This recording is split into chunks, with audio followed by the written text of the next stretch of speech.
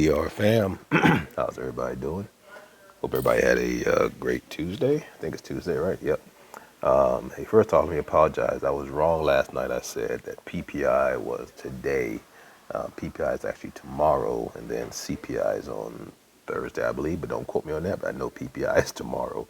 All right, let's talk about DR a little bit. And I started. I actually did trade last night on the Asian session. Just a small one, but I wanted to show you because it's almost a mirror image of what we had today. So you can see, right, here's a nice confirmation, that little green arrow right there.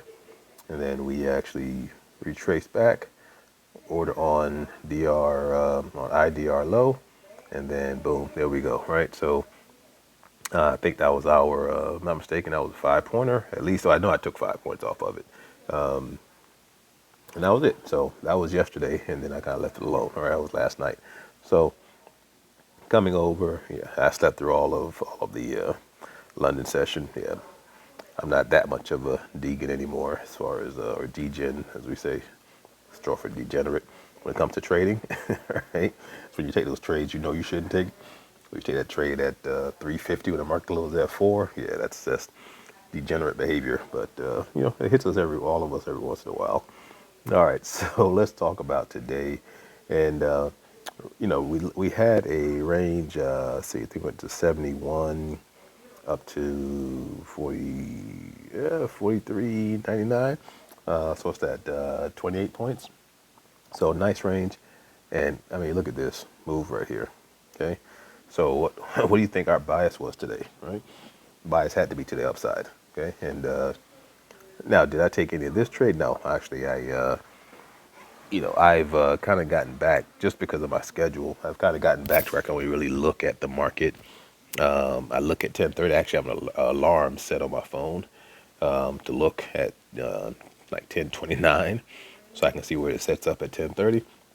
Because I'll get busy, and most of us are like this at work. Where we get busy, or somebody's at our desk or office, or and you just kind of lose track, right? So at 10:30, very simple for me. I come in, and I'm gonna set my alerts. All right, I set them on the high and the low. That's what I'm waiting for. Didn't have to wait long today. We confirmed pretty much right after DR setup. So again, I'm expecting us to go up. We didn't even have the 10 o'clock reversal like we normally would have. Sometimes you'll have this move, and at 10 o'clock we'll shift back down, or vice versa. So this was a straight, up move today, right? So really, really easy to kind of get your bias, at least for me anyway.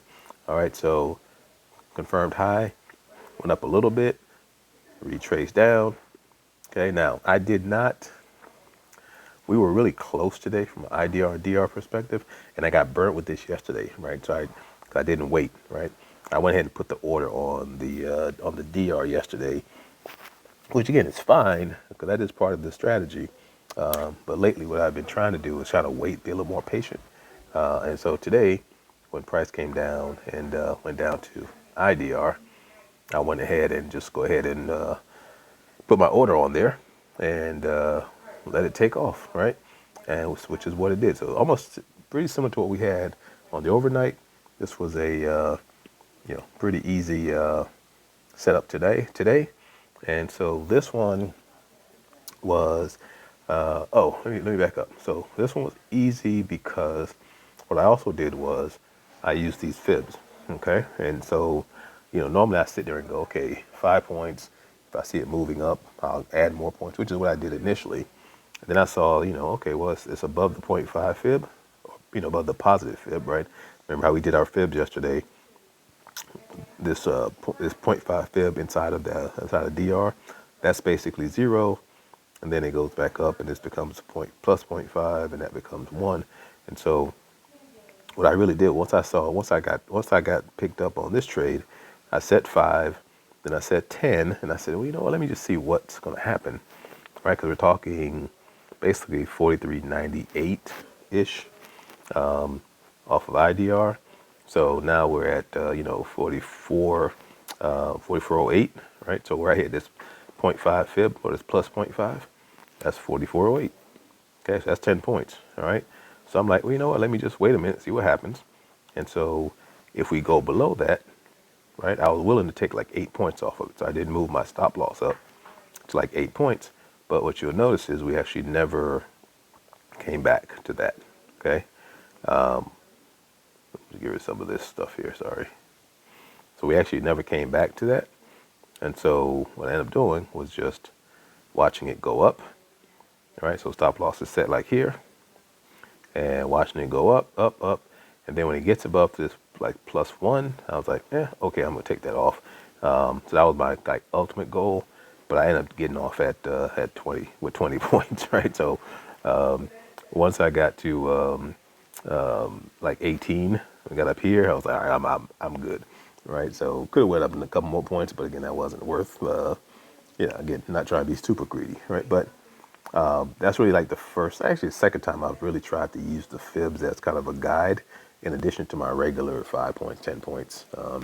Because a lot of times when I use the points, what happens is I end up losing because I'll set my stop loss at 5, but it'll be up at 8 or 9 or 10, then it'll come back on me, right? So, but I didn't really have a way to know when I thought it would come back, right? So a lot of times I'll look at the 0.5 and say, okay, is that coming up? Is it coming back now? Then I also look at the 1 point and say, okay, at the +1, is that also coming back, right? So now I got a little bit more of a way to kind of gauge where I really should be looking, for a price to make a different move. So anyway, so that was the morning move. But a really, compared to yesterday, really nice trade. Now, I wasn't really feeling much better than yesterday from a trading standpoint. I'm kind of in a little bit of a funk, honestly, about trading, but I'm just following the rules, right? And so I am not an emotional trader, right? I'm okay winning, I'm okay losing. Okay, that's one of the things that, I think for me make this type of strategy successful because I don't really get into my feelings too much about, oh man, I lost this time, because in my head I'm like I'm gonna win more than I lose, right? And so I'm not an emotional trader, but just kind of in a funky mood about just the market and what's happening right now. So, but again, the thing I love about DR is I'm able to just follow the rules, and if it works out, great. If it doesn't, it doesn't. So I can still keep most of the emotion out of it, even while I'm not like super excited about trading. So anyway, so that was today's move. And of course, once I got there, I was around lunchtime. Went out to lunch with some coworkers today, and didn't look much more at the market today. I did come back in the afternoon and just take a peek, just to see what was happening, and I saw all this junk right here, and I was like, yeah, okay, well, glad I'm out of that one. Now there were opportunities, right? We always talk about what other opportunities are there. There were some opportunities here, right? You could have come back and taken a trade here. So that's 98. You might have squeaked out 5 points here, right? You could have squeaked out 5 points on that move. And the reason why I say it squeaked out because the thing I'm seeing is this huge bearish fair value gap, right? Which again, that means that price wants to go that way. That's an arrow, not a U. Sorry. Let me try. Right? Price wants to go down. So if it gets up in that area, I'm already expecting it to have a reversal, right? So again, there were some trades there. There was a trade there you could have taken. You could have taken it right off of here, right off of the IDR. And like I said, it gets you about 5 points on that one. And that's kind of all. I mean, there's some other ones you could have taken that would have been a little bit sketchy. But yeah, so anyway, so that's it. That's wasn't much in the afternoon. The afternoon was kind of blah to me. But the morning was great. Again, just a really nice move, kind of all the way up. With just a pit stop for us to get in, right? Let your friends in. So nice pit stop there to get in and just continue to move, right? So that's it. Hope everybody again had a great day. I did get a question from Jim in the comments. He asked me like, how do I set my stop loss as far as when do I pick, 2.5 stop loss versus a 5 point stop loss? And I did answer him in the comments, but what I'll say is, I look at it from a perspective of like how much money is at risk, okay? And I mean by that is I'm trading my personal account, like my cash, I'm at a 2.5 stop loss. If I'm trading my funded account, I'm at a 2.5 stop loss. If I'm trading eval accounts, I'm at a 5 stop loss, right? Because times that you can lose, 10 times on a funded account with a stop loss at 5 and still, still be okay, all right? Versus funded account, you know, yeah, I rather have 20 chances to lose before I'm, out of money, right, or something like that. And then on my personal account, yeah, I'm not trying to lose money like that. So yes, I do trust the process. I believe in the strategy. It's worked tremendously for me. But again, it's all just based off of my risk tolerance on those various accounts. So, yeah, but again, you can do it any way you want, right? So, like for instance, like when I trade, like if I'm on an eval account, I'll throw two mini contracts on there, right? So, I'm basically risking $100 a point on those, and I'm okay with that, right? Not so much on my personal account. Definitely my funded account, I might do that if I really see a strong move I like. But my personal account, I'm very, very conservative on that account. So anyway, hopefully that's helpful to somebody. Again, you don't have to do it that way. I don't. That's just how I'm comfortable. You got to find your own way of comfort. I know people who trade 5, 10 contracts and they're like, yeah, whatever. I'm not that guy, all right? So, and if the move is going against me, I'm okay with living to fight another day, right? So anyway, that is all. Again, as we always say, love on your loved ones. You never know when you won't be able to do it again, so take advantage of those opportunities.